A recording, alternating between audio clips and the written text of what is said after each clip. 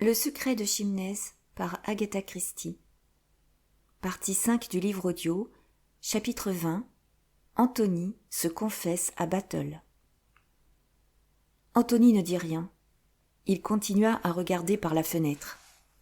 Le surintendant Battle contempla pendant quelques instants son dos immobile. « Allô, bonne nuit, sœur, » dit-il finalement. Et il se dirigea vers la porte. Anthony se retourna. « Un instant, Battle !» Le surintendant s'arrêta docilement. Anthony quitta la fenêtre. Il tira une cigarette de son étui et l'alluma.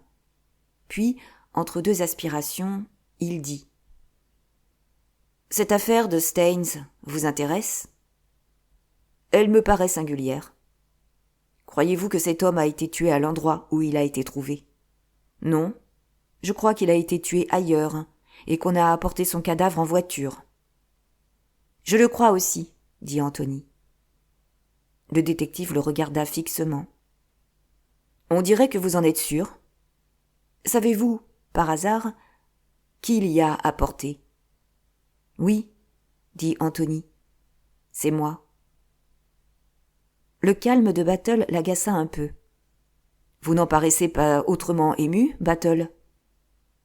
Ne manifestez jamais d'émotion, m'a-t-on dit, une fois dans ma jeunesse. Je me suis toujours appliqué à suivre cette règle. Et vous y avez admirablement réussi. Quoi qu'il en soit, voulez-vous entendre toute l'histoire ? Je vous en prie.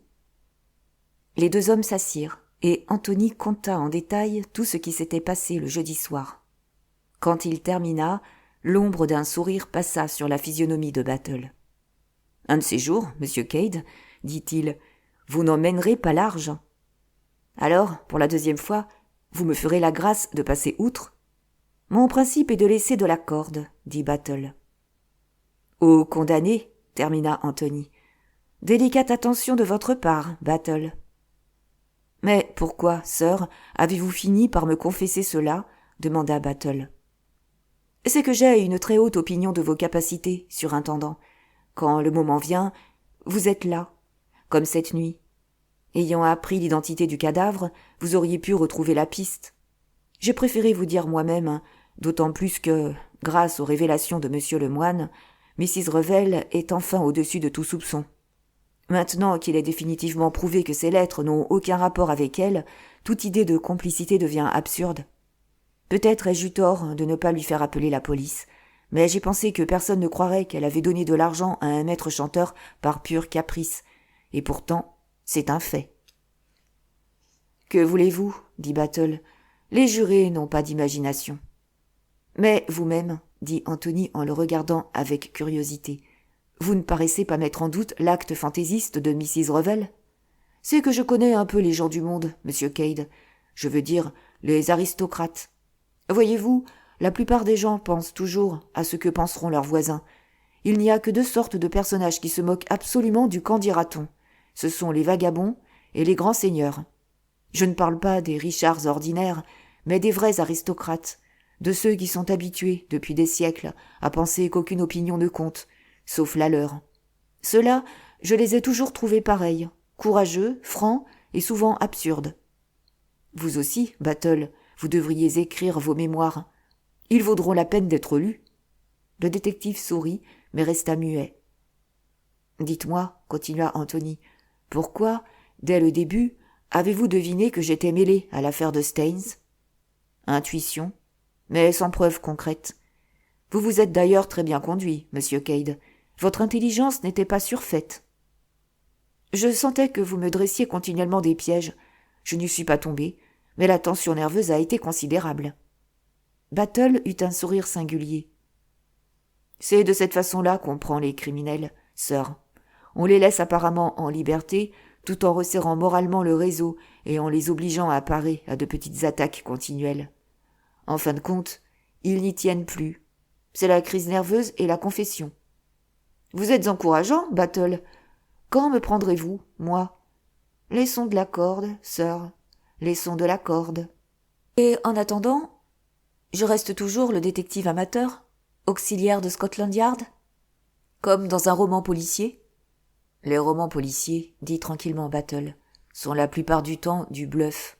Mais ils amusent le monde, et souvent ils nous sont utiles. »« En quoi ?» demanda avec curiosité Anthony. « En encourageant l'idée universellement admise que la police est incapable. Quand nous tombons sur un crime perpétré par un dilettante, un assassinat par exemple, cela nous est très utile. » Anthony le regarda en silence pendant quelques minutes. Battle restait immobile, avec à peine quelques battements de cils et pas le soupçon d'une expression intelligente sur sa large face placide.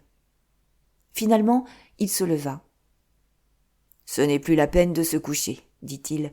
J'attendrai le lever de Lord Caterham, à qui je voudrais dire quelques mots. Ceux qui veulent quitter Gymnase maintenant ont le droit de le faire. Mais, en même temps, je serais très obligé à Lord Caterham de prier tous les invités de prolonger leur séjour. Vous voudrez bien accepter cette invitation, sœur, de même que Mrs. Revel ? J'aurai probablement besoin de son aide. Vous ne vous en êtes peut-être pas aperçu, monsieur Cade, mais cette dame a une sorte de fascination particulière qui agit sur les hommes. Figurez-vous que je m'en suis déjà aperçu, mon cher surintendant. Ceux qui ont délibérément usé, ou plutôt abusé de son nom pour signer les messages chiffrés, devaient lui en vouloir et être heureux de lui jouer un tour pendable en même temps que de sauvegarder leur incognito. Vous m'avez dit, n'est-ce pas, qu'il y a une lettre datée de Gymnase ? C'est sans aucun doute la dernière, celle qui contient les instructions relatives à la cachette du diamant. Le roi Victor devait être furieux de ne plus l'avoir en sa possession. Mais maintenant... Eh bien, maintenant, demanda Anthony, vous croyez qu'il l'a reconquise ? C'est ce que je pense. Le nommé Giuseppe Manueli est un bandit professionnel. C'est hors de doute. Il devait être affilié, du moins ces derniers mois, à la bande du roi Victor. Et ce dernier l'avait chargé de vous voler les mémoires, espérant y trouver quelque indication relative au diamant. Au lieu des mémoires, Giuseppe a trouvé les lettres. Mais, ne connaissant pas leur portée, il les a prises pour des lettres d'amour authentiques, et a décidé de sceller sa trouvaille à ses employeurs et d'en profiter pour lui-même. Mais le roi Victor ou ses acolytes l'ont fait filer, et ont découvert chez lui la fameuse correspondance tant convoitée. « Quelle coïncidence inouïe !» murmura Anthony. « C'est par un vrai miracle que ces lettres sont tombées entre mes mains, d'abord, et entre celles d'un complice du roi Victor ensuite, pour retourner à leur destination, si toutefois votre hypothèse est exacte. Je crois qu'elle l'est. Elle seule explique logiquement les faits. Je poursuis. Le roi Victor ou ses acolytes découvrent donc les messages chiffrés chez Manueli, qui refuse de les rendre, espérant en tirer une fortune. On le suit jusque chez Mrs. Revel. On envoie la dépêche truquée, on grave sur un revolver le nom Virginie. Bref, on prépare l'assassinat de façon que tout le soupçon retombe sur Mrs. Revel. Mais tout à l'heure, si je ne me trompe, le moine et vous-même avez répété que le roi Victor, jusqu'à présent, n'avait jamais tué. C'est vrai. Et c'est même ce qui me tracasse le plus. Mais je suppose qu'il doit avoir des complices moins scrupuleux que lui. Ce sont eux, sans doute, qui ont tué ou fait tuer le prince Michel et Giuseppe Manueli. Mais, dans ce cas, le roi Victor est en possession de la lettre. Il doit l'avoir déchiffrée, et il sait où trouver le diamant. Il ne l'a pas encore trouvé, monsieur Cade, et il ne le trouvera pas si facilement. C'est moi qui vous le dis. Et les mémoires, murmura Anthony. Seraient-ils également en sa possession ? Dans ce cas, il ne les gardera pas, car j'ai l'intention de les remettre aux éditeurs le 13 octobre. Vous joueriez ce tour au baron ? Lui qui a pour vous une telle estime. Il m'a parlé de vous dans des termes positivement enthousiastes. Anthony se mit à rire. J'espère pouvoir justifier sa confiance. En attendant, Battle, il se fait tard. Les domestiques vont bientôt se lever. Nous ferions bien d'aller prendre un bain avant le déjeuner. Il monta vivement l'escalier et, sifflotant gaiement, se dévêtit, passa un peignoir de bain et se tourna vers la table de toilette pour prendre quelques flacons. Mais, à la vue d'un objet qui reposait au milieu de la table, devant le miroir, il ouvrit démesurément les yeux et resta immobile, figé. Pendant quelques instants, il n'en crut pas ses yeux. Finalement, il prit l'objet entre les mains, l'examina de près. Oui, pas de doute, pas d'erreur possible. C'était le paquet de lettres signé Virginie Revel. Elles étaient intactes. Il n'en manquait aucune. Anthony se laissa tomber dans un fauteuil, les lettres à la main. « Ma tête éclate, murmura-t-il.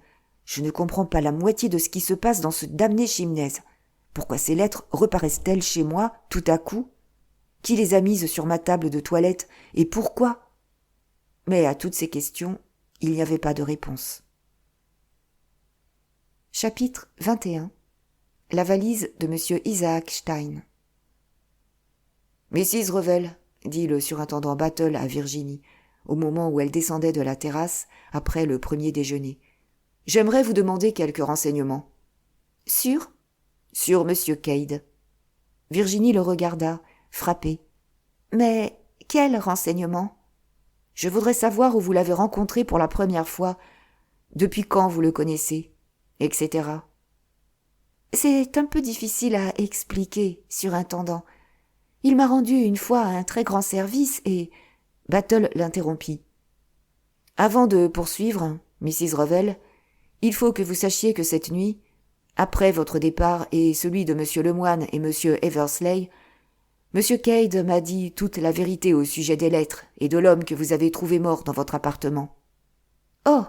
s'exclama Virginie. « Il vous a tout dit ?»« Oui, et il a bien fait. Son explication éclaircit une foule de malentendus.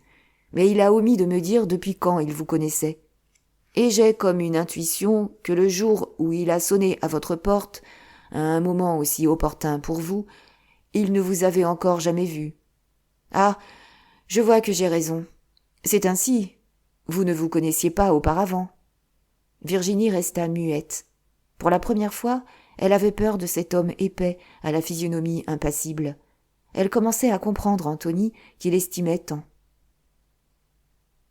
« Vous a-t-il jamais parlé de son passé ?» interrogea le détective. « Avant d'aller en Afrique du Sud, où était-il ? Au Canada ? Au Soudan ? Et son enfance, ne vous l'a-t-il pas racontée ? » Elle secoua la tête. « Et pourtant, il doit avoir quelque chose à dire. On lit sur son visage toute une vie d'exploits et d'aventures. »« Pourquoi ne télégraphiez-vous pas à son ami, M. MacGrath ?» demanda Virginie. « C'est fait, mais il est dans le fin fond du pays, impossible de le retrouver si vite. Il était bel et bien à Bulawayo quand M. Cade y était, et ils s'y sont rencontrés. Sur ce point, l'histoire est exacte. Mais M. Cade n'était employé aux autocars Castle que depuis 1 mois. Qu'avait-il fait auparavant ? » Il y eut un silence. « Il est temps que je parte, dit Battle. Monsieur Lomax m'attend chez lui, à Weavers Abbey. » Virginie le regarda partir sans se lever. Elle demeura sur le banc où ils étaient assis, espérant qu'Anthony viendrait la rejoindre. Mais à sa place parut Bill Eversley. « Dieu merci, enfin, je vous trouve seul. »« Ménagez-moi ce matin, mon petit Bill. On vient de me parler d'une façon terrible, qui m'a mise toute sans dessus-dessous. »« Qui ça ? Battle ? » ?»« Oui, Battle. Il est effrayant. On dirait qu'il voit à travers vous. »« Vous voyez bien, ma petite Virginie, qu'il vous faut un homme fort pour vous protéger. Je vous aime tant, si vous saviez. »« Non, Bill, non. Pas maintenant. Je ne suis pas assez forte. Et je vous ai toujours dit que les gens bien élevés ne faisaient pas de demande en mariage avant le repas de midi. »« Moi, dit Bill, je pourrais vous en faire avant même le petit déjeuner. » Virginie frissonna. « Bill, tempérez vos élans. Vous êtes trop jeune pour moi. Je suis une veuve respectable. Et prenez-vous d'une jeune fille pure et candide. »« Virginie, chérie, nom d'une pipe, voilà cette espèce de détective qui vient encore nous embêter. » En effet, c'était M. Lemoine, très correct, avec sa barbiche noire encore plus pointue que d'habitude. « Bonjour, madame. Pas trop fatiguée, j'espère ? » ?»« Pas le moins du monde. »« Très bien. Aimeriez-vous faire quelques pas dans le parc ? » ?»« Pourquoi pas ? Venez, Bill. »« All right, » dit l'infortuné jeune homme. Tous les 3 suivirent l'allée à pas lents. Virginie, avec son adresse souriante, faisait parler le détective qui leur racontait des anecdotes sur le roi Victor et la lutte sans merci entre la sûreté et le fameux voleur. Mais en dépit du talent de causeur du détective, Virginie sentait, vaguement, que son vrai but n'était pas une simple promenade et une conversation amusante. Il se dirigeait, sans en avoir l'air, vers un endroit précis. Tout à coup, il s'interrompit et jeta un regard sur la route. Ils étaient arrivés à l'endroit où la route traversait le parc, avant de passer à un tournant abrupt caché par un bouquet d'arbres. Le moine regardait fixement un véhicule venant de Chimnez. Virginie regarda dans la même direction. « C'est la camionnette, dit-elle, qui emporte à la gare les bagages de M. Isaac Stein. »« Ah » fit le moine. Il regarda sa montre. « Déjà si tard ? Et moi qui devais me rendre dans le village. 1000 pardons, madame. J'ai oublié l'heure en votre charmante compagnie. Peut-être la camionnette m'emmènera-t-elle au village ?» Il avança sur le bord de la route et fit signe au chauffeur. Après quelques mots d'explication, ce dernier le fit monter. Le moine grimpa vivement et, se retournant, salua poliment Virginie. Cette dernière, étonnée, suivait du regard la camionnette. Au tournant, une valise, tout à coup, dégringola dans la poussière. « Parions, dit Virginie, que cette valise n'est pas tombée par hasard. On l'a jetée. » Personne ne l'a remarqué, fit Bill. Tous deux coururent sur la route vers la valise. Au même instant, le moine, essoufflé, parut au tournant. « J'ai été obligé de revenir, dit-il. J'avais oublié quelque chose. » C'était une belle valise en peau de porc, avec les initiales H.I. gravées sur le couvercle. Sans un mot, le moine se pencha sur la valise. Quelque chose scintillait entre ses doigts. Un geste, et la serrure céda. D'une voix totalement différente, brève et impérieuse, il dit « La voiture arrivera dans quelques instants. La voit-on déjà ?» Virginie jeta un regard du côté du château. « Pas encore ? Bon. » D'une main experte, il fouilla le contenu de la valise. Flacon, pyjama de soie, chaussettes. Tout à coup, avec une exclamation étouffée, il tira un petit paquet de linge et le défit vivement. Bill poussa une exclamation. Au milieu du paquet se trouvait un grand revolver. « J'entends le klaxon, » dit Virginie. Vif comme un éclair, le moine rejeta tout, sauf l'arme, dans la valise, referma la serrure, mit le revolver dans sa poche après l'avoir enveloppé dans un mouchoir de soie, et se tourna vers Bill. « Prenez la valise, vous et madame. Faites stopper le chauffeur. Expliquez que la valise est tombée de la camionnette. Ne parlez pas de moi. » Bill s'avança vivement sur la route au moment où la camionnette qui emportait Isaac Stein à la gare apparaissait. Le chauffeur ralentit, et Bill hissa la valise auprès de lui. « Elle est tombée de la camionnette, » expliqua-t-il. « Nous étions justement là et nous l'avons vue tomber sur la route. » Il aperçut derrière la vitre le visage blême du financier qui le regardait de ses yeux de cobra. La voiture repartit.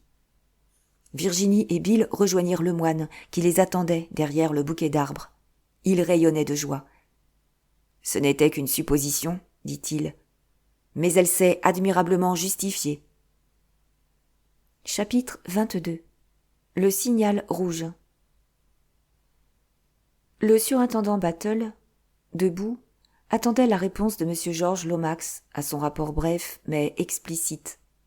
Sur la table de travail du haut fonctionnaire se trouvait le paquet de lettres qu'Anthony, la veille, avait trouvé chez lui. « Je n'y comprends rien, rien de rien, » gémit Georges. « Elles sont chiffrées, me dites-vous ? » ?»« Oui, monsieur Lomax. »« Et c'est sur la table de toilette qu'il les a trouvées ?» Battle répéta mot pour mot le récit que lui avait fait de sa trouvaille Anthony Cade. « Mais qui peut les avoir mises dans sa chambre ? Tout cela me paraît suspect, terriblement suspect. Que savons-nous de ce Cade ? Moi, personnellement, je trouve son genre très vulgaire. Une assurance facile de commis voyageur. Pour ce qui est des lettres, il faut immédiatement prendre des mesures. Immédiatement !» Battle ouvrit la bouche, mais le grand homme ne le laissa pas parler. « Pas de retard, Battle. Il s'agit de déchiffrer ces lettres le plus tôt possible. Il y a un expert qui s'est occupé du déchiffrage de nos lettres pendant la guerre.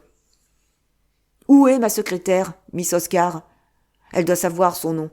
Quelque chose comme Win... Professeur Winwood, dit Battle. Parfaitement, je m'en souviens maintenant. Il faut lui télégraphier. C'est fait, monsieur Lomax. Il arrivera par le train de 12h10. Ah, bon, très bien. Un souci de moins pour moi. J'ai affaire en ville cet après-midi. Pouvez-vous vous passer de moi ? Je crois que oui, monsieur Lomax. Faites pour le mieux, Battle, faites pour le mieux. À propos, pourquoi n'avez-vous pas amené aussi monsieur Eversley? Il dormait encore, sir. Nous avons veillé toute la nuit. Oui, c'est vrai. Je veille moi-même très souvent jusqu'à l'aube. Faire un travail de 36 heures en 24, voilà ma tâche quotidienne. Envoyez-moi monsieur Eversley dès que vous retournerez à Chimnez, Battle. Bien, sir. Je comprends que vous ayez dû tout lui dire, mais était-ce vraiment nécessaire de mettre dans le secret ma cousine, Mrs. Revel? Étant donné qu'on a abusé de son nom, sir, et qu'elle est indirectement mêlée à l'affaire. Quelle duperie inouïe, murmura Georges en regardant les lettres. Je me souviens du défunt roi de Herzoslovaquie. Un charmant garçon, mais faible. Lamentablement faible. Un instrument docile entre les mains d'une aventurière sans scrupules. Mais si les lettres, comme vous le supposez, sont de nouveau tombées entre les mains du destinataire, pourquoi les aurait-il restituées à M. Cade? Parce que, dit Battle, le roi Victor sait parfaitement que la salle du conseil, maintenant, est gardée à vue, et qu'il n'a aucune chance d'y pénétrer seul. Il préfère donc nous donner les lettres, nous les faire déchiffrer, et attendre que nous trouvions nous-mêmes la cachette et le diamant. Ensuite, il tentera de nous le dérober? Oui, mais nous sommes là, le moine et moi. Vous avez un plan? Mais Battle n'avait pas l'intention de raconter ses plans à M. Lomax. Il prit poliment congé et rentra à Chimnez. En traversant le parc, il fit stopper la voiture, car il avait aperçu de loin, parmi les arbres, Mrs. Revel flanquée de ses 2 cavaliers, Anthony Cade et Bill Eversley. « Monsieur Eversley, dit Battle en s'approchant d'eux, Monsieur Lomax vous prie de le rejoindre sur le champ à Wyvern Abbey, pour l'accompagner à Londres. » Bill fit la grimace, et s'éloignant en maugréant intérieurement contre son patron qui lui faisait faire du surmenage et contre les coloniaux qui venaient faire la cour aux jolies femmes de Londres au lieu de rester dans leur colonie. « Monsieur le moine vous attend, monsieur Battle, » annonça Virginie au détective. « Il a des nouvelles intéressantes à vous raconter. » Elle avait déjà mis Anthony au courant de la dernière découverte, et le jeune homme était encore plus ahuri que la veille. « On n'y comprend plus rien, » murmura-t-il. « Que vient faire Isaac Stein dans cette galère? Quel intérêt pouvait-il avoir à supprimer le prince Michel? Dire qu'il paraissait le seul homme au-dessus de tout soupçon? Chut, fit Virginie, on vous appelle. » Anthony se retourna. La haute silhouette de Boris, le domestique herzoslovaque, se dressait parmi les arbres. « Excusez-moi, dit Anthony à la jeune femme. Il faut que je parle à mon chien. » Il s'approcha de Boris. « Eh bien, qu'y a-t-il? Que me voulez-vous ?»« Maître, dit Boris. Mais, mon pauvre garçon, même si vous m'aviez pris pour maître, ce n'est pas une raison pour me suivre partout. Ça provoque des soupçons. » Sans un mot, Boris tira de sa poche un petit bout de papier souillé, arraché évidemment à une enveloppe, et le tendit à Anthony. « Qu'est-ce » demanda celui-ci. Il n'y avait qu'une adresse griffonnée à la hâte, rien de plus. « Il l'a laissé tomber, » dit Boris. « Je l'ai apporté au maître. »« Qui, il ?»« Le gentleman étranger. »« Mais pourquoi me l'avoir apporté ?» Boris le regarda avec un reproche muet. « En tout cas, maintenant, partez, » dit Anthony. « Je suis occupé. » Boris s'inclina et partit docilement. Anthony, après avoir mis le papier dans sa poche, rejoignit Virginie. « Que voulait-il » demanda-t-elle, curieuse. « Et pourquoi l'appelez-vous votre chien ?»« Parce qu'il se conduit comme un caniche. Il vient de m'apporter un petit bout de papier qu'a laissé tomber un gentleman étranger. Je pense qu'il entend par là le moine. »« Ou Isaac Stein, qui sait ? Lui aussi a l'air d'un étranger. »« Que d'étrangers dans cette affaire. »« Regrettez-vous, monsieur Cade, d'y être mêlé bon gré mal gré ? » ?»« Ma foi, non. Vous savez bien que dès qu'il y a quelque part une sale affaire, j'en suis. Cette fois, évidemment, je suis trop bien servi. »« Mais il n'y a plus de danger pour vous personnellement, » dit Virginie, un peu surprise par sa gravité inaccoutumée. « Vous croyez ?» Ils marchèrent en silence pendant quelques minutes.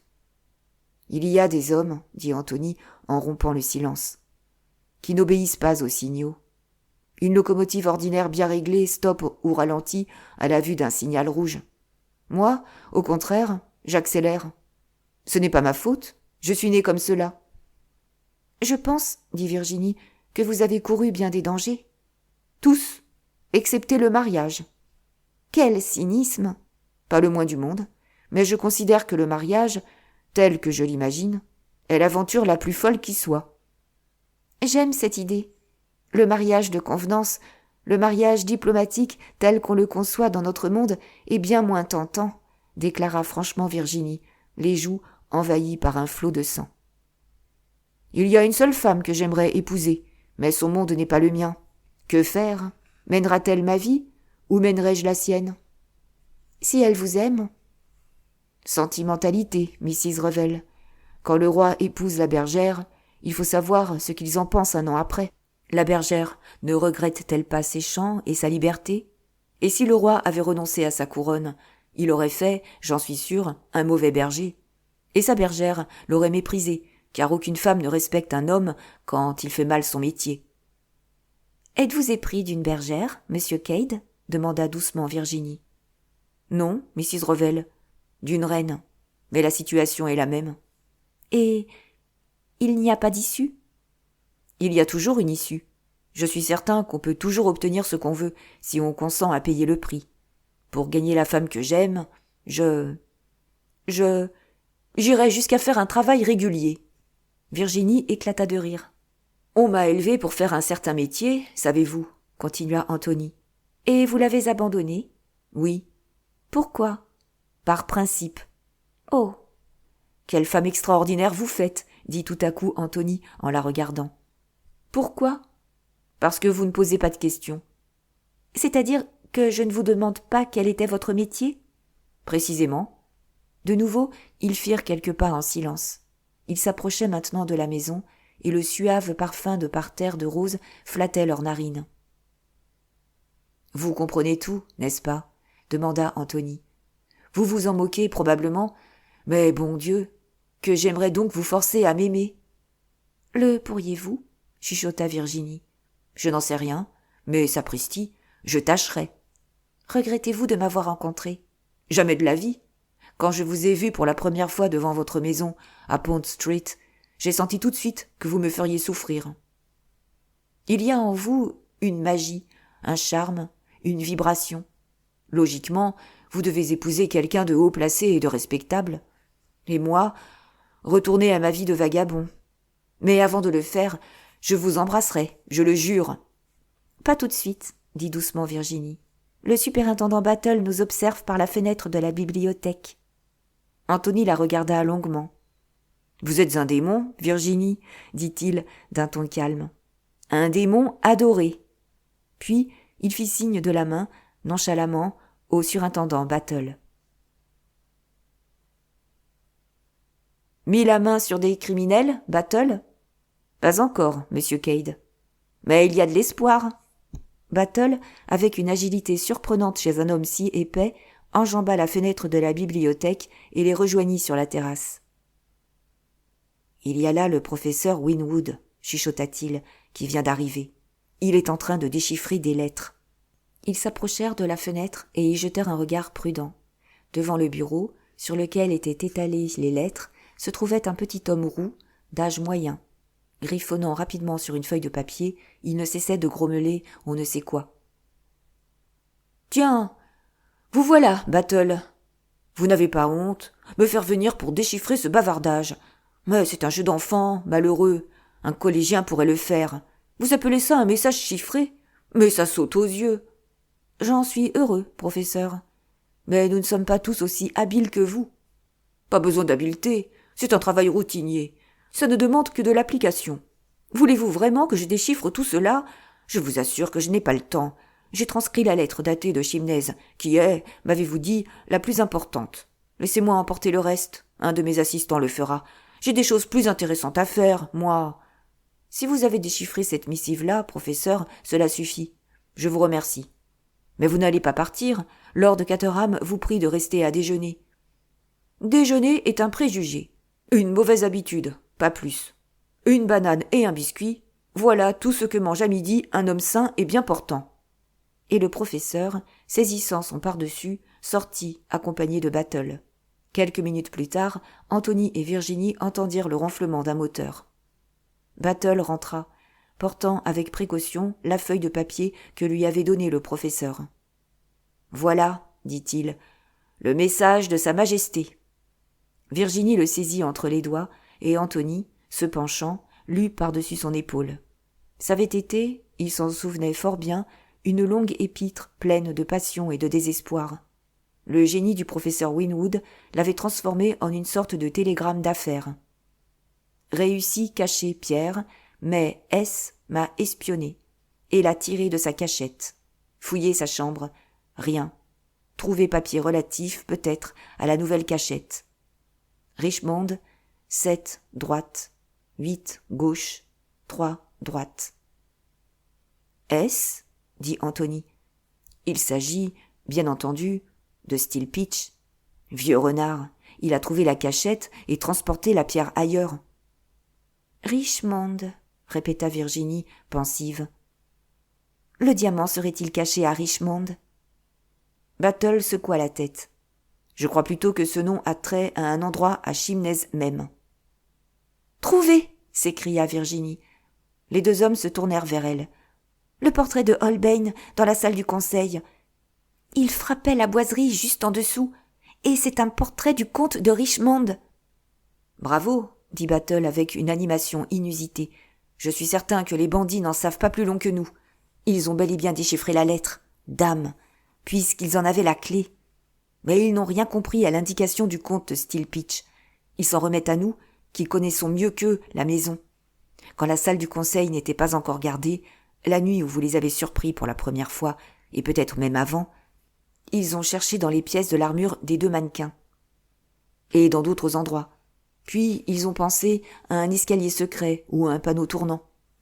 En savez-vous quelque chose, Mrs. Revel? Non, mais Chiffonnette, que voilà, le saura sûrement.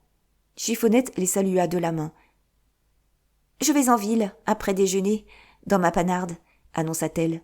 Qui de vous emmènerai-je? Voulez-vous venir, monsieur Cade? Nous serons de retour pour le dîner. Non, merci, dit Anthony. J'ai affaire ici. Vous avez peur de moi? Demanda Chiffonnette. Est-ce de la façon dont je conduis ma voiture ou de mon charme fatal? De ce dernier, bien entendu. Chiffonnette, intervint Virginie, parlons sérieusement.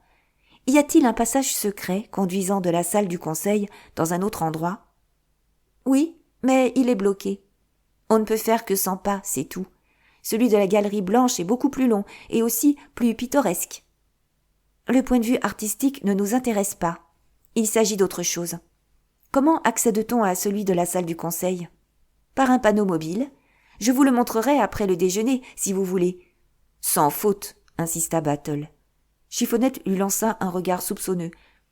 Encore vos histoires de voleurs? Treadwell parut sur la terrasse. Milady est servie, annonça-t-il. Chapitre 23. Devant le parterre de roses. Ne croyez pas, dit Chiffonnette au surintendant Battle, à monsieur le moine, à Anthony Cade et à Virginie, qui attendaient avec impatience qu'elle leur montrât le panneau tournant. Ne croyez pas que l'assassin du prince Michel soit sorti par là. Je suis certaine que le passage est bloqué. Il ne s'agit pas de cela, dit vivement le moine. Nous cherchons autre chose. Pas le diamant historique, par hasard, demanda Chiffonnette. Celui qui a été volé et caché il y a je ne sais combien d'années. Qui vous a dit cela, Lady Eileen? Demanda Battle. C'est un laquais, quand j'avais 12 ans. Comment? Un des secrets diplomatiques de Georges? Pauvre homme, il devrait pourtant savoir que les domestiques sont toujours au courant. Elle s'approcha du portrait de Holbein, appuya sur un ressort caché derrière la toile et déclara dramatiquement, montrant le panneau qui avait glissé de côté et révélé une ouverture sombre.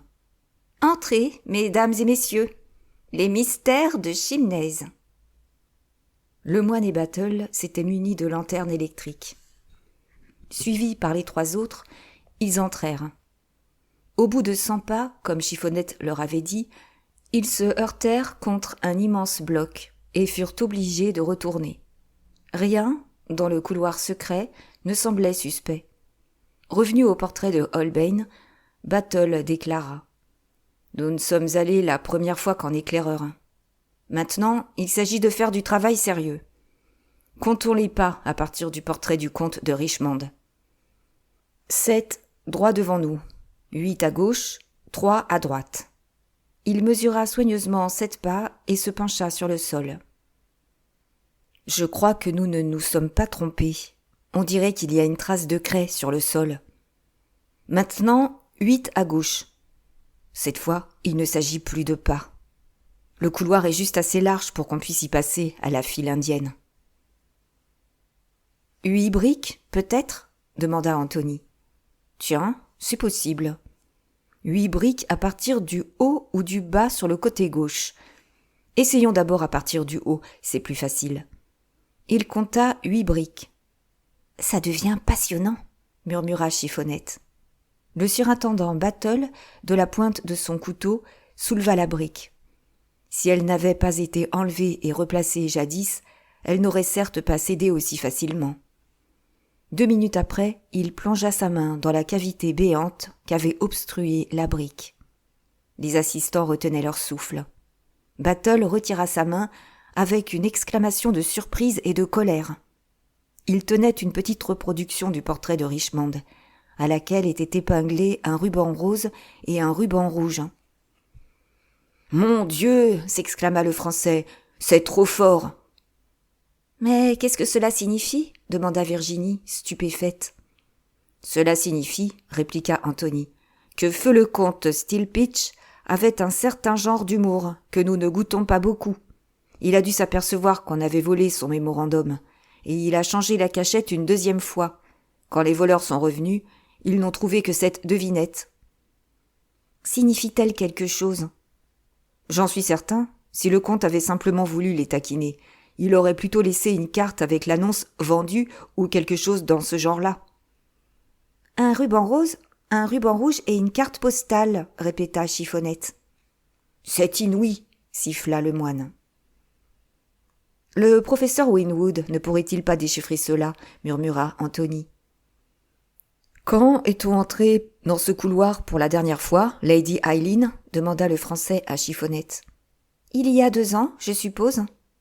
Quand on montre Chimnez aux touristes en notre absence, on ne les fait entrer que dans le passage secret de la galerie blanche. »« C'est curieux, » murmura le Français. « Pourquoi ? » ?»« Parce que... » Et le moine lui tendit une allumette qu'il venait de ramasser. « Il n'y a sûrement pas 2 ans qu'on a laissé tomber cela. Pas même 2 jours. » Battle examina l'allumette. Elle était en bois rose, avec une tête jaune. « Quelqu'un de vous, mesdames et messieurs, l'a-t-il par hasard laissé tomber ?» demanda-t-il. Tous hochèrent négativement la tête. « Dans ce cas, dit le surintendant, nous n'avons plus rien à voir ici. Sortons. » Ce panneau s'était refermé derrière eux, mais Chiffonnette leur montra le ressort placé à l'intérieur. Elle appuya dessus, tourna sans bruit et sauta sur le parquet de la salle du conseil. « 1000 tonnerres !» s'écria lord Caterham, qui, entré pendant ce temps sans se douter de rien, s'était assoupi dans un fauteuil. « Mon pauvre vieux père !» fit Chiffonnette. « Je vous ai réveillé en sursaut ?»« Je ne comprends pas, » dit lord Caterham. « Pourquoi les gens de nos jours ne se reposent plus après le repas ? C'est un art dont on a perdu le secret. Dieu sait si Chimnez est grand, et pourtant il n'y a pas une seule pièce où je puisse être sûr d'être laissé tranquille. Bon Dieu, combien êtes-vous donc ? Tout un régiment ? » « Ne vous fâchez pas, mon cher ami, » dit Virginie en lui tapotant affectueusement la tête. « Nous avons simplement exploré le couloir secret, c'est tout. » « D'où vient cet intérêt général pour les couloirs secrets ?» grommela lord Caterham, encore offensé. « J'ai dû les montrer tous ce matin à monsieur Fish. »« À quelle heure ?» demanda vivement Battle. « Avant le déjeuner. » Anthony posa sa main sur le bras de Lemoine et l'emmena sur la terrasse. « Monsieur Lemoine, » dit-il en lui montrant un bout de papier taché sur lequel était griffonnée une adresse.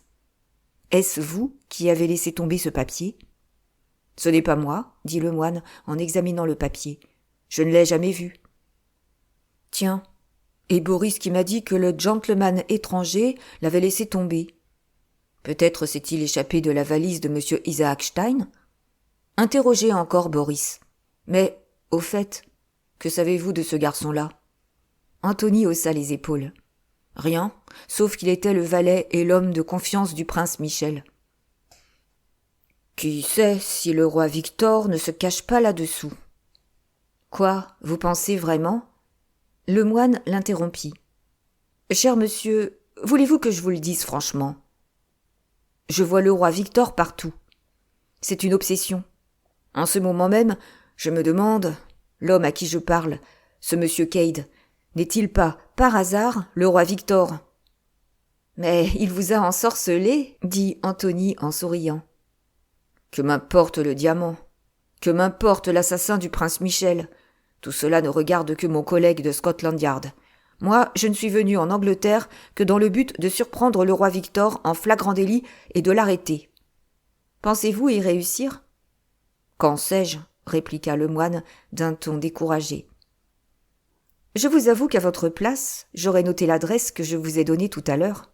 Peut-être ne signifie-t-elle rien, et peut-être a-t-elle au contraire une certaine importance.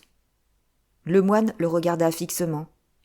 Puis, avec un sourire, il releva sa manche gauche et montra, sur la manchette, tracée au crayon, Hurstmere, Langley Road, Douvres.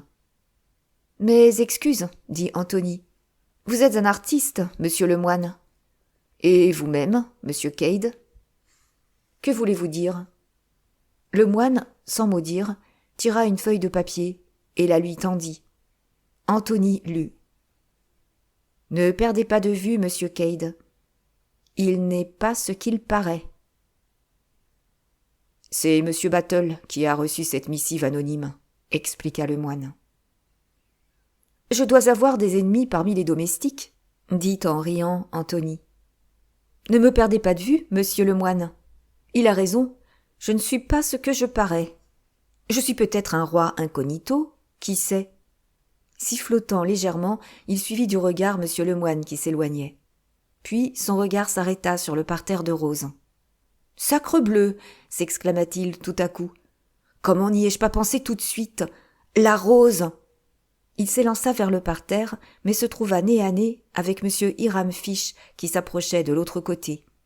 « Je ne savais pas que vous aimiez les roses, monsieur Fish, » dit doucement Anthony.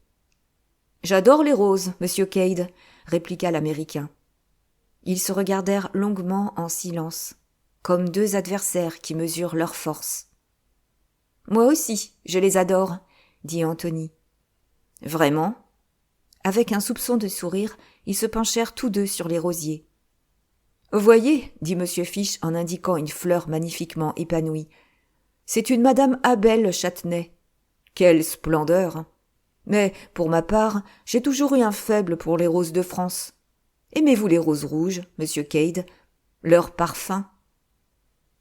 Une jeune voix impérieuse interrompit l'accent traînard de M. Fish. « Allô, messieurs? Allez-vous en ville? Je vais partir. »« Je vous remercie, Lady Eileen, » répondit l'Américain. « Je suis très bien ici.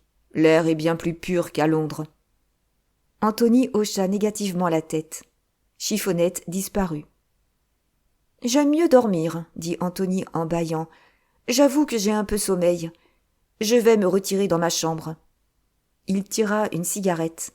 « Auriez-vous une allumette, monsieur Fish ?» L'Américain lui tendit une boîte. Anthony en tira une allumette et lui rendit la boîte en le remerciant. « Les roses, dit-il, sont très belles, mais cet après-midi, je ne me sens pas l'âme d'un horticulteur. » Un vrombissement assourdissant se fit entendre. « Elle en fait du bruit, sa voiture, » remarqua Anthony. « La voilà qui part. » Ils suivirent du regard l'auto filant sur la route. Anthony, retenant à peine un bâillement, rentra dans la maison. Mais à peine eut-il refermé la porte derrière lui qu'il sembla transformé en vif-argent. Il traversa le hall en courant, enjamba une des fenêtres, sauta dans le parc et se mit à galoper dans la direction de l'enceinte. Chiffonnette, il le savait, devait faire un grand détour par le village. Il courait désespérément. Au moment où il atteignait le mur, Il entendit le klaxon, grimpa avec une agilité de chat et se laissa glisser dans la poussière. « Allô ? Allô » cria-t-il. Chiffonnette, stupéfaite, lâcha un instant le volant, et la voiture vira violemment, risquant de s'écraser contre le mur. Heureusement, elle freina à temps. Anthony la rejoignit vivement, ouvrit la portière et monta auprès d'elle. « Je vous accompagne à Londres, dit-il. J'avais tout le temps l'intention de le faire. »« Vous êtes extraordinaire, s'exclama Chiffonnette. Pourquoi ce mystère ? Et que tenez-vous là, dans la main ? Rien qu'une allumette, dit Anthony. Il la regarda pensivement. Elle était rose, avec une tête jaune. Il jeta sa cigarette sans l'allumer et mit soigneusement l'allumette dans sa poche. Chapitre 24. La maison de Douvres. Lorsque Chiffonnette, après une course effrénée, Anthony comprenait maintenant pourquoi Lord Caterham refusait toujours énergiquement de se laisser emmener en voiture par sa fille, stoppa, sur sa demande, devant Hyde Park, il lui lança « Merci 1000 fois, à bientôt, je ne sais pas trop quand, mais je reviendrai. » Un taxi l'emmena à la gare de Victoria, où il se renseigna sur le train pour Douvres. Malheureusement, ce départ venait de s'effectuer, et Anthony dut se résigner à attendre 1 heure. Le voyage se passa sans incident. En sortant de la gare, Anthony demanda à un agent où se trouvait Langley Road. C'était une route conduisant en dehors de la ville. Anthony la suivit d'un pas rapide. Elle était longue, mais il avançait gaiement, les yeux brillants, comme s'il apercevait au bout le signal rouge. Hurstmere, un passant le renseigna là-dessus, était la dernière maison sur la route entourée d'un grand jardin négligé. Elle semblait inhabitée depuis longtemps. « Un endroit désert, » murmura Anthony, « certainement bien choisi. » Il jeta un regard autour de lui. Personne. La nuit était tombée, et on n'entendait que le craquement des feuilles qui se détachaient et glissaient sur le sol. Ce bruissement léger, dans le silence absolu, était presque lugubre. Anthony tâta avec précaution la poignée de la porte de fer rouillée. Elle était fermée. S'assurant encore une fois qu'il n'était pas observé, Anthony s'approcha de la grille et l'escalada prestement. Heureusement, elle n'était pas surmontée de pointes. Après quelques instants d'hésitation, il avança à pas de loup vers la maison. Tout à coup, caché derrière un arbre, il s'arrêta. Il avait entendu un bruit de pas. Une silhouette masculine parut à l'angle de la maison. Elle ne s'arrêta pas, mais continua son chemin, contourna la maison et disparut à nouveau. « Une sentinelle » murmura Anthony. Et il profita de son absence pour rejoindre en quelques pas la porte. Cette fois, elle n'était pas fermée. Il eut le temps de la refermer sans bruit derrière lui avant la réapparition de la sentinelle et de s'avancer doucement, revolver en main, dans l'entrée obscure. Un rayon de lumière filtrait sous une porte, à droite de l'escalier conduisant au premier étage. Tapi dans l'ombre, il prêta l'oreille. Des voix d'hommes lui parvenaient distinctement. « Tu n'as pas entendu comme un bruit de pas ?» Instinctivement, Anthony serra son revolver. « Mais si, c'est Carlo qui monte la garde devant la maison. N'empêche qu'on est rudement mal ici. Il serait grand temps de filer. On risque de découvrir le poteau rose d'un moment à l'autre. Espérons que le patron viendra bientôt. S'il ne vient pas, mon vieux, je te préviens que je file. Je ne te le conseille pas. Le roi Victor n'aime pas les désobéissants. » Un grognement mécontent lui répondit. Puis la première voix reprit. « Je n'en sais rien, il est revenu à lui hier. Le coup de poing qu'on lui a assené sur la tête ne lui a pas fait trop de mal. »« Quels idiots !» songea Anthony. « Ils se fient à leurs sentinelles aveugles et discutent leurs affaires à haute voix. Et, par-dessus le marché, ils s'insurgent déjà contre leur maître. Vraiment, ils méritent une bonne leçon. Qu'ils comptent sur moi pour la leur donner. » Les hommes avaient cessé de parler. Dans le silence, un gémissement étouffé se fit entendre. Il semblait venir d'en haut. Sans hésiter, Anthony se glissa dans l'escalier qu'il monta 4 à 4. Sur le palier du premier étage, il s'arrêta. Un nouveau gémissement parvint à ses oreilles. Il venait nettement de derrière la porte à gauche. Anthony ouvrit cette porte. Dans l'obscurité, il vit vaguement les contours d'un lit sur lequel était étendu un homme. Allumant sa lanterne électrique, il la dirigea sur le blessé. Un bandage entourait son visage blême. Il avait les pieds et les mains liés. Aveuglé par la lumière subite, il ferma les yeux.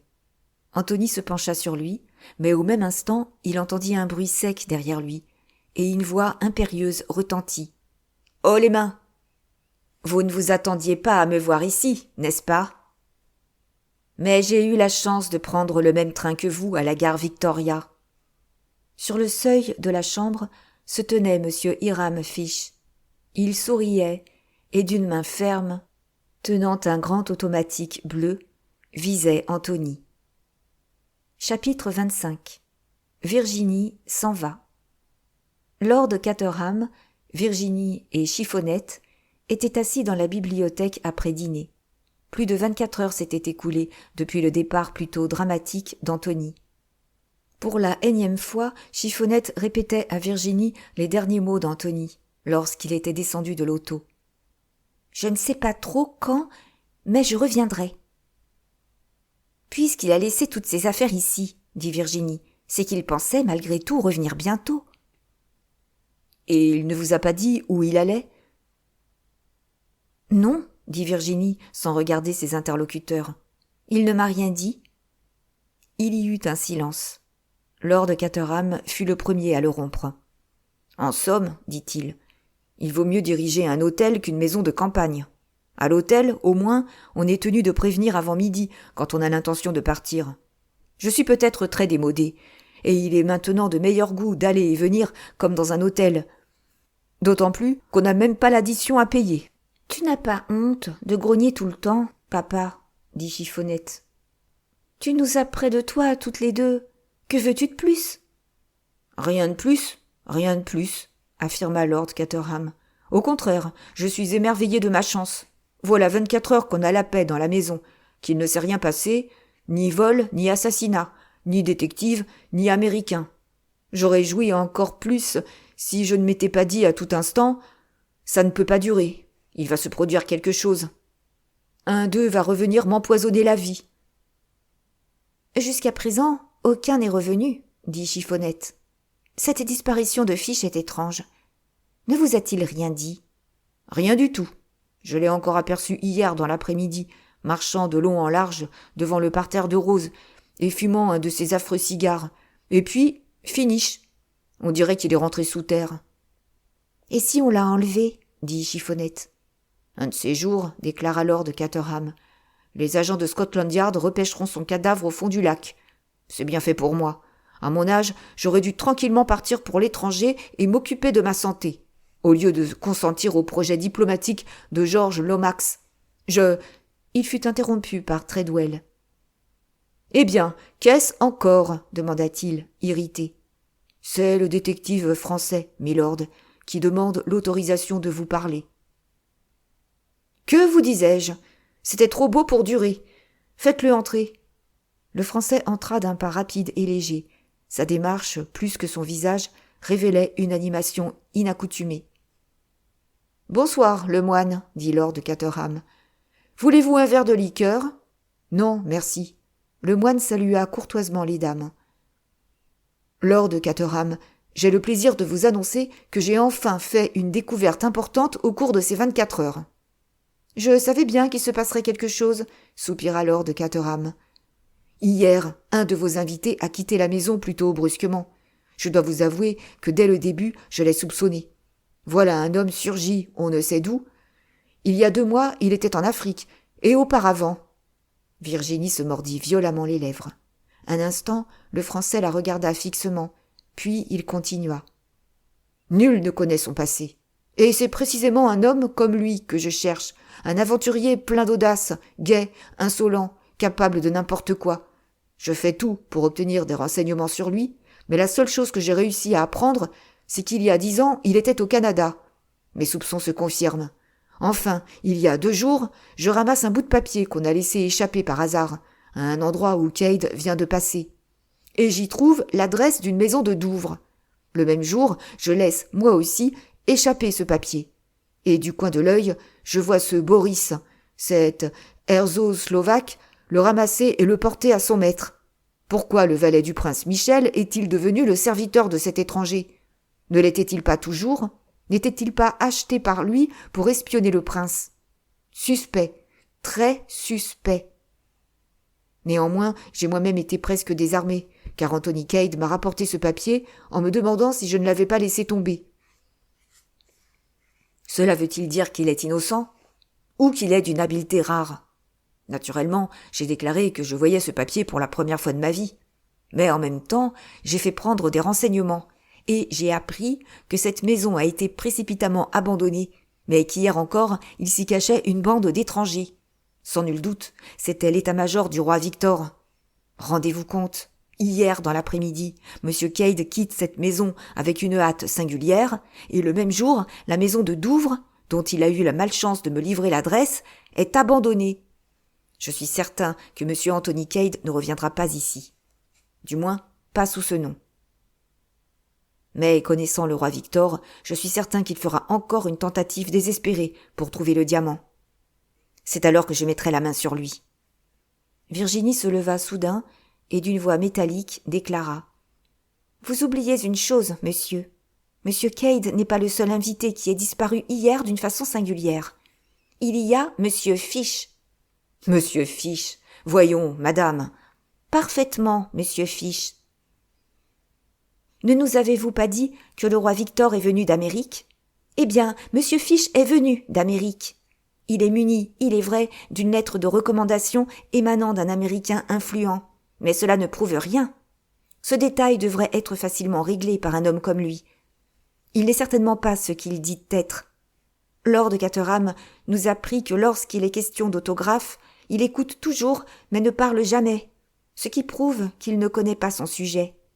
La nuit du meurtre, sa fenêtre était éclairée. Le soir où nous avons surpris les voleurs dans la salle du conseil, quand je l'ai rencontré sur la terrasse, il était entièrement vêtu. Hier encore, dans la matinée, il a exploré les passages secrets. C'est peut-être lui qui a laissé tomber le papier en question. Vous n'avez pas vu de vos yeux, monsieur Cade, laisser échapper ce feuillet avec l'adresse de la maison suspecte? Peut-être monsieur Cade est-il en effet allé à Douvres, mais c'est pour faire une enquête. On l'y a peut-être emprisonné. J'estime que monsieur Fish est beaucoup plus suspect que monsieur Cade. De votre point de vue, madame, j'admets que vous avez raison, répondit sans se troubler le Français. Monsieur Fish n'est certainement pas ce qu'il paraît. Mais alors? Il y a un détail, madame, que vous ne connaissez pas. Sachez que monsieur Fish, lui aussi, est un détective. Quoi? S'exclama Lord Caterham. Oui, Lord Caterham. La police américaine s'étant rendu compte que le roi Victor avait joué à New York le rôle du prince Nicolas de Herzog-Slovaquie et avait réussi de cette façon à empocher de fortes sommes, a envoyé ici un détective très habile pour capturer le bandit. Le surintendant Battle et moi étions au courant. Virginie ne dit rien. Lentement, elle se rassit. Ces quelques mots bouleversaient tout l'échafaudage qu'elle avait soigneusement édifié. Nous savions tous, continua le moine, que le roi Victor viendrait un jour ou l'autre à Chimnez. C'était le seul endroit où nous étions sûrs de le prendre. Virginie, soudain, se mit à rire et lui lança un regard singulier. « Vous ne l'avez pas encore pris ?»« Non, madame, mais nous y réussirons. »« Il a beaucoup de charme, » dit Lord Caterham. « Beaucoup de charme et d'esprit. C'est vraiment dommage. Mais voyons, Virginie, n'est-il pas un vieil ami à vous ?»« C'est pourquoi, » dit Virginie, qui avait repris son calme, « je pense que monsieur le moine est dans l'erreur. » Son regard rencontra celui du détective, qui demeura parfaitement maître de lui. « Qui vivra verra, madame, » dit-il. « Vous croyez, demanda-t-elle, que c'est lui qui a tué le prince Michel ?»« Sans doute. » Virginie secoua la tête. « Oh non, fit-elle. Oh non. Cela, j'en suis complètement et absolument certaine. Anthony Cade n'a pas tué. »« Peut-être avez-vous raison, madame, » répondit lentement le moine. « Peut-être est-ce le Herzog-Slovaque, Boris, qui a outrepassé ses ordres et tiré sur le prince. Qui sait? Ce dernier a pu le surprendre en flagrant délit, ou bien le prince avait-il offensé Boris et le serviteur a-t-il voulu se venger? Peut-être est-ce par vengeance qu'il s'est rangé du côté du roi Victor. Tout cela s'expliquera encore.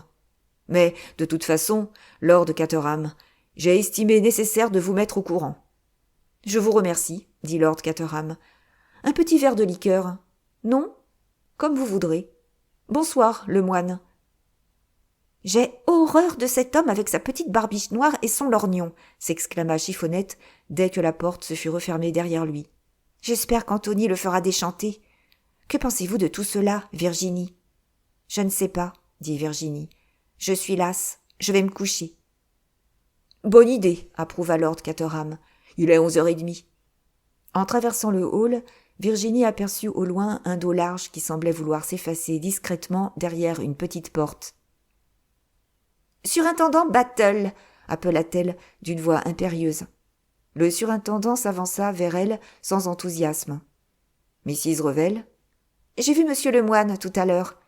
Il dit, surintendant Battle, est-il vrai que monsieur Fish est un détective américain?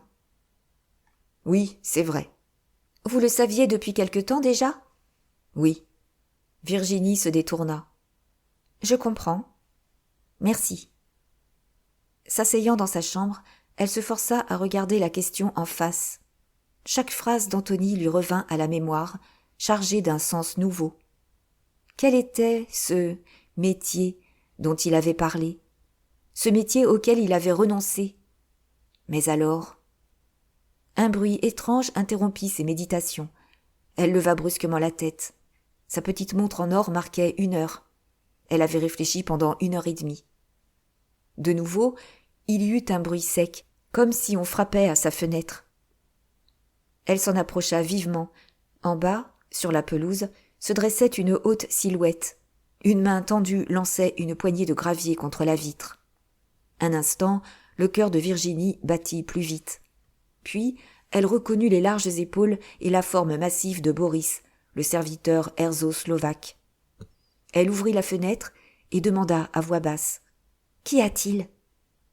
« Je viens de la part du maître, répondit-il, également à voix basse, mais très distinctement. Il m'envoie vous chercher. Me chercher? Oui, je dois vous ramener. Il m'a donné une lettre. Je vais vous la lancer. Virginie s'écarta de la fenêtre et un feuillet de papier attaché à un gros caillou tomba à ses pieds. Elle le déplia et lut. Virginie, chère. Je suis dans une situation très difficile, mais je gagnerai la bataille. Voulez-vous avoir confiance en moi et venir me rejoindre? Pendant 2 longues minutes, Virginie demeura immobile, lisant et relisant ces mots. Puis elle leva la tête et contempla d'un regard nouveau sa chambre à coucher confortable et luxueuse. Finalement, se rapprochant de la fenêtre, elle demanda « Que dois-je faire ?» Les détectives sont à l'autre bout de la maison, devant la salle du conseil. Descendez l'escalier et sortez par la petite porte de côté. Je vous attendrai. Une auto stationne sur la route. Avec une rapidité inouïe, Virginie changea de robe, mit un manteau de voyage et enfonça un petit bonnet de cuir. Puis, avec un petit sourire, elle traça à la hâte sur un bout de papier quelques lignes adressées à Chiffonnette et les épingla à l'oreiller. Se glissant doucement dans l'escalier, puis vers la petite porte, elle poussa sans bruit le verrou. Sur le seuil, elle s'arrêta et hésita un quart de seconde. Puis, rejetant la tête en arrière, du même geste intrépide et insouciant qu'avaient eu jadis les chevaliers, ses aïeux, s'embarquant pour les grandes croisades, elle passa le seuil. Merci pour votre écoute jusqu'à présent. Suite au prochain épisode. À bientôt. N'oubliez pas de mettre un pouce, un commentaire et partager.